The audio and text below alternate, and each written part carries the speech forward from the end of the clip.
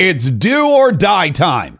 That's what RFK Jr. said yesterday with the Health and Human Services announcement that dyes in many popular foods, including red dye number 5 and yellow dye number 2 and blue dye number, I don't even know what number of the blue, but there are a whole bunch of dyes that they've talked to food companies, major food companies like PepsiCo and General Mills, and they're working toward removing these dyes from food products and additives by the end of this year and next year, replacing them with more natural colorization techniques like beet juice, watermelon juice, or even carrot juice, depending on what tonality you want for your food. Some of the foods that could be altered because of these new requirements by the HHS to remove dyes from them are Skittles, Flamin' Hot Cheetos, Mountain Dew Baja Blast, and just anything that has a very bright, unnatural looking color. The food companies, again, voluntarily have decided to work with the Department of Health and Human Services, and there is no executive order or any kind of congressional action.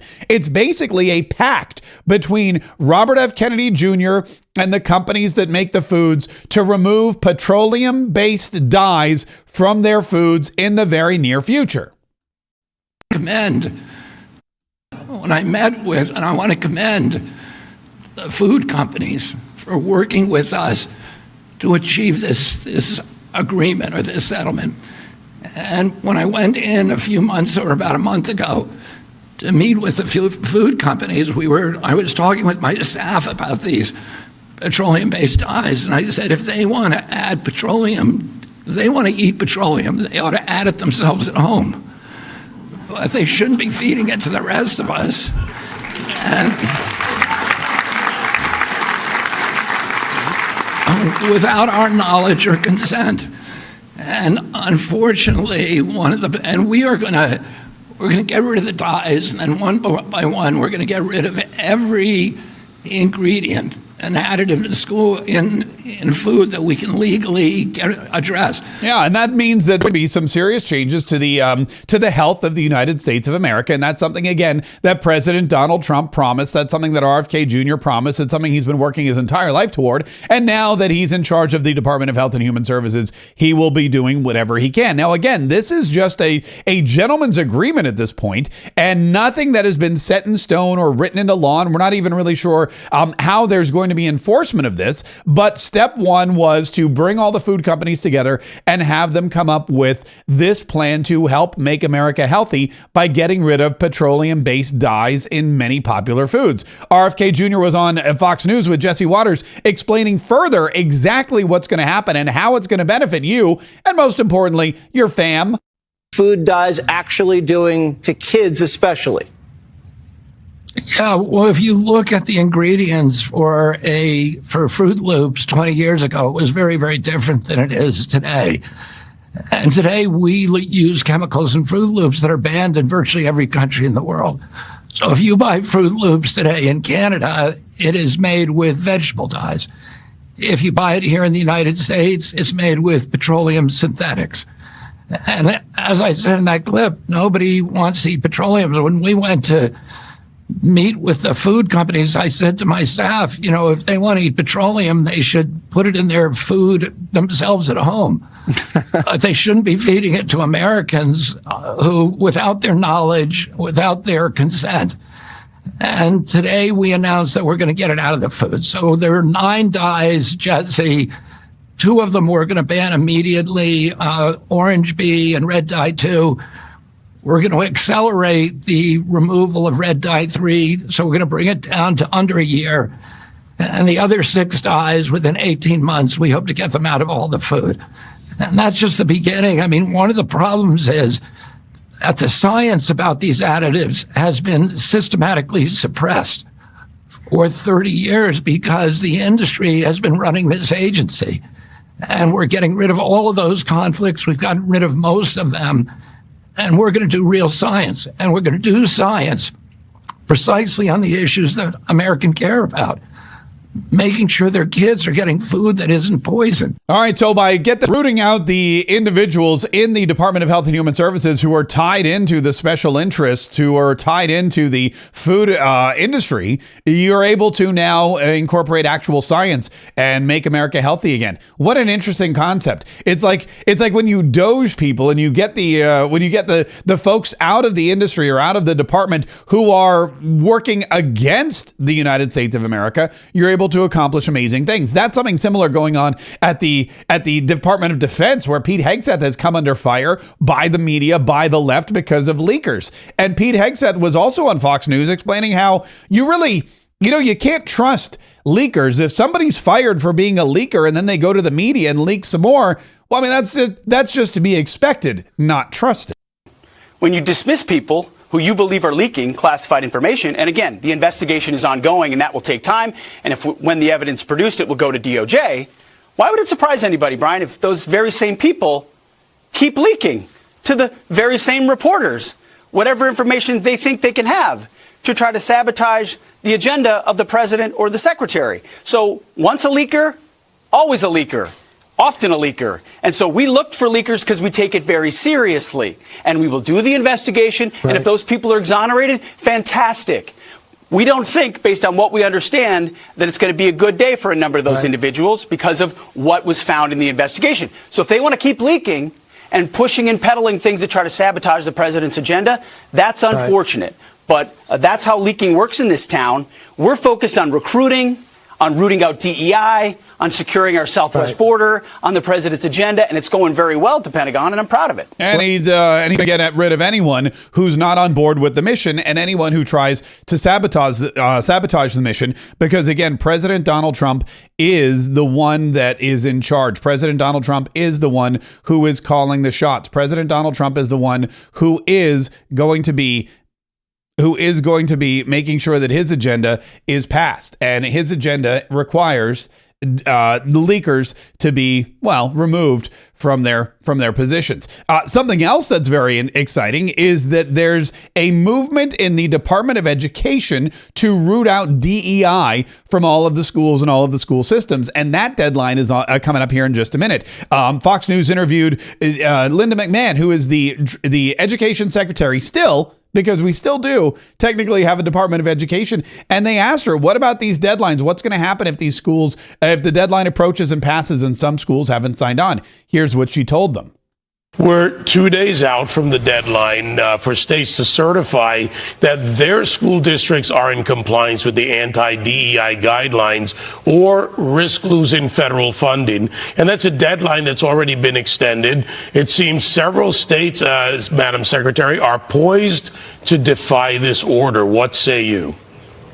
Well, if they defy the order, then they risk some defunding in their districts. So I would encourage all of them to sign the attestation and get that in. This letter was sent to the education commissioners in each state, and those commissioners were to get it to their districts. We wanted to make sure that the districts were also in compliance to make sure that students are treated fairly. This is under, Title VI. We want to make sure there's no anti-discrimination. We want to make sure there's no discrimination that's happening, in any of the schools. So they need to sign up that they are in compliance with that and get those letters back by Friday the 24th, or there will be the potential of consequences. I mean, that's what happens when you become dependent on funding from the federal government. You then will never be able to remove yourself or wrestle yourself from that funding. When you suckle at the government teat, it's very difficult to draw yourself away. And that's one of the reasons why Donald Trump is able to be so effective in mandating that these individual schools and these states and these education departments do what he wants them to do. And he wants them to get rid of DEI because it's a negative practice. It's a dangerous practice, and it's one that we see has no business being in any of our public education systems or our school systems. Something else that is an issue is with the EPA. Lee Zeldin, who's the head of the EPA, had a press conference yesterday where he denounced Mexico, who we are, of course, always, it seems like Mexico's always in the news, whether it's the border or the economy or tariffs or avocados and cerveza around Super Bowl time, whatever it happens to be. There's always something going on with Mexico. Apparently, Mexico is dumping massive amounts of raw sewage into the United States of America, right around San Diego. And EPA Director Lee Zeldin, he's had enough of it.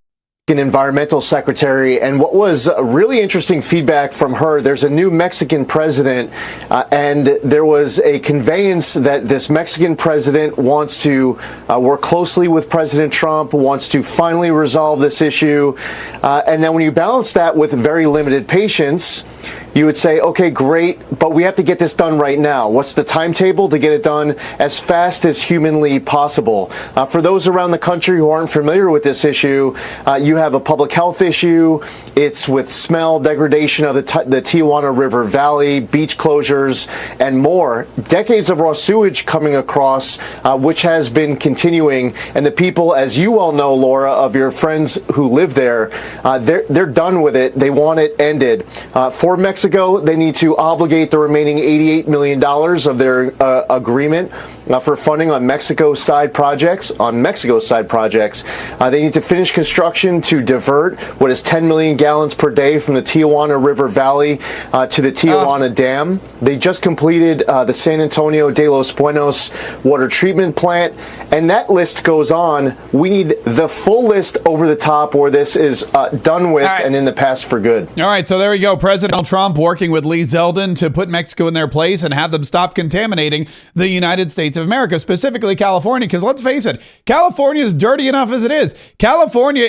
They don't need Mexico making them any dirtier. They've already got problems with homelessness and waste and wildfires and poop on the streets. Gavin Newsom has basically destroyed California. He doesn't need any help from Mexico. So President Donald Trump and Lee Zeldin are going to make sure that Mexico cleans up their act and make sure that all of those projects get done ASAP, working with, of course, the president of Mexico. We'll see how that goes, which brings us to China. Another one of our arch nemesis. Yesterday evening, I met with the Mexican environment. President Donald Trump, he was in the Oval Office yesterday. He was swearing in the brand new chairman of the Securities and Exchange Commission, and he took some questions from the media. Of course, one of the questions that they asked him was about Jerome Powell and whether or not President Donald Trump was going to fire him. And Donald Trump said, I never said I was going to fire him. I said he should lower interest rates. But the media, of course, takes things and twists it out of. Can you imagine that? The media twisting things out of proportion? No, I have no intention of firing him. I would like to see him be a little more active in terms of his idea to lower interest rates. This is a perfect time to lower interest rates. If he doesn't, is it the end? No. It's not, but it would be good timing. It could have taken place earlier. But no, I have no intention to fire him. I'm not going to fire him, but I'd like him to get off his butt and lower those interest rates. I have no intention of firing him, but I would like him to, do something. I have no intention of firing Jerome Powell, but it's about time that Jerome Powell cuts the interest rates because it's the best time. It's in the best interest of the United States of America and the world. And that, of course, led to China. And President Donald Trump was asked repeatedly about China. How's it going with China? What's up with China? Are we lowering the tariffs on China? And Donald Trump said, we're doing great with China. We're doing fine with China. We're doing fine with almost every country. Everybody wants to have involvement with the United States. As you know, we were losing $5 billion a day when during the Biden administration, during that last year, was a horror show what they were doing on trade. $5 billion a day. And now we have it down to a very low number because we're getting 25% from the automobile industry, from autos. We're getting 25% for steel, 25% for aluminum, and we're getting the baseline of 10%. And think of it, we're losing almost $2 trillion on trade. And those days are gone. We're not going to do that again. We're not going to let that happen. We're being ripped off by almost, I don't say every, but very close to every country, everywhere in the world, just being ripped off left and right. You had no leadership. You had people that didn't know what they were doing. and we're going to turn the country around. You know, we have a very nice phrase, make America great again. That's what we're going to do. And yeah, that's what we're going to make America great again. And we're going to do it with tariffs. And we're going to do it with trade agreements. And we're going to do it with fair trade agreements. And we're not going to let anyone take advantage of us. And that includes China. And President Donald Trump said, look, he was asked again, what is going on with China? I mean, is it something where we can sustain our tariff battle with them? We've got all these other countries coming to the plate. Why aren't they? And here's what he had to say about China and their inevitable deal making. This will end in some kind of an agreement. Have no. They have to make a deal because otherwise they're not going to be able to deal in the United States. So we want them involved, but they have to, and other countries have to make a deal. And if they don't make a deal, we'll set the deal because we're the ones that set the deal. Scott and Howard and myself and others, we're going to be setting the deal, and it'll be a fair deal for everybody, and it'll be, I think it's a process that's going to go pretty quickly. We've spoken to many, many countries, and we're getting their views on things. You know, there are a lot of things. They have VAT taxes. They have everything you can have. Don't forget, as an example, the European Union was set up to take advantage of the United States. That's why it was set. And they've done that, but they're not doing that anymore. Yeah, they're not going to be able to. Well, China's going to. It's not just the tariffs. You see, it's as he said, it's the VAT taxes. It's the cheap goods being dumped into the United States of America. It's the currency manipulation. There's all kinds of various non-tariff protocols that China has put in place, which are also adversely affecting our economy. It's a massive undertaking. And of course, the tariffs are the first part. The tariffs bring the attention to the problem and then bring China to the table. And Donald Trump will work with Scott Bessent, the Treasury Secretary, and Howard Lutnick, the Commerce Secretary, and everybody else in his administration to do what he can do. But we've already seen, as Caroline Leavitt reported yesterday in her press briefing, we've already seen several countries come to the table. We've already seen 17 agreements being signed. We've already seen President Donald Trump do what he promised to do, and that is make our economy great again, bring in external revenue from countries by the billions and billions of dollars because of these tariffs that he's put into place. And what we're going to see at the end of the road, at the end of Donald Trump's term, is you're going to have countries and fair trade agreements and income coming into the United States of America in ways that we haven't seen before. Because finally, we have somebody negotiating fair trade for everybody. There's a lot more going on, of course. We will bring you the latest in our second daily podcast, Mark Kaye Saves the Republic. Every single day at 1 p.m., we go live on YouTube, on Rumble, on X, on Facebook, wherever you happen to watch your live streaming action. And if you'd like, you can also listen to it. Just go to iTunes or Spotify, wherever you get your podcasts. Search Mark Kaye Saves the Republic. Download, listen, and enjoy.